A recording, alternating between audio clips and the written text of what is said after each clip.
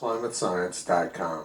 1 year ago, Joe Biden and Kamala Harris ran this Build Back Better ad, Jobs and Economic Recovery Agenda. Joe Biden believes we cannot build back better without a major mobilization of effort and resources to advance racial equity across the American economy. Let's see how Joe Biden's Build Back Better and racial equity plan is coming along a year later. Democratic states like California and New York have banned entry to restaurants by anyone who's not carrying a vaccine ID. This means that the majority of black people in New York and California are not allowed into restaurants anymore. Last October, Democrats said that requiring ID was racist because it was very difficult for people with darker skin to obtain an ID. And now many Democratic states require an ID to do the most basic things like eat in a restaurant. California and New York have become the largest apartheid states in the world. Most black people in California and New York are no longer allowed into restaurants, and it's also becoming extremely expensive for people to eat at home. Just last month, food prices were up more than 4.5%, which is an annual inflation rate of more than 50%. Many poor families are going to have a tremendous amount of difficulty feeding their children. Additionally, the price of oil is up 230% since last year's election.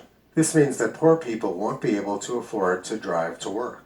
But under Biden's executive order, they can't work anyway without a vaccine ID, which last year Democrats said was racist. Let's take a look now at why energy prices skyrocketed right after the election. Joe Biden promised to end the fossil fuels which billions of people around the world depend on for their day-to-day survival. But kiddo, I want you to just take a look, okay? You don't have to agree, but I want you to look in my eyes.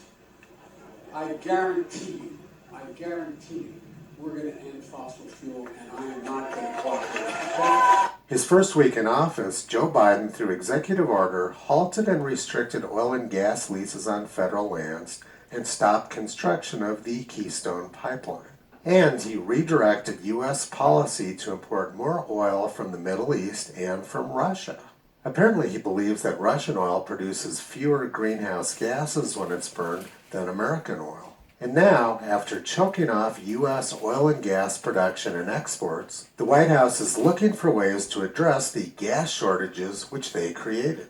They say they want to help Europe out by exporting more oil and gas, which was the whole point of the Keystone Pipeline, which they shut down.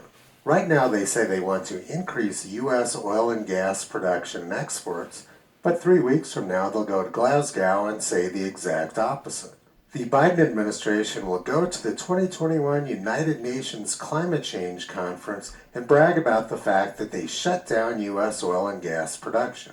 The Biden administration is crushing the U.S. economy and hitting black people particularly hard.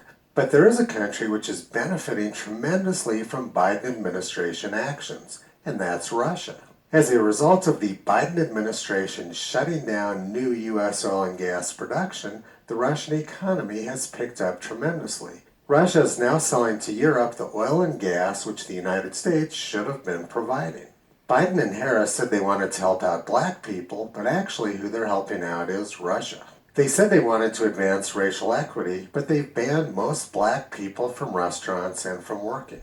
But Kamala Harris has a solution to the problem. She says, if you want to have Christmas gifts for your children, now is the time to start buying.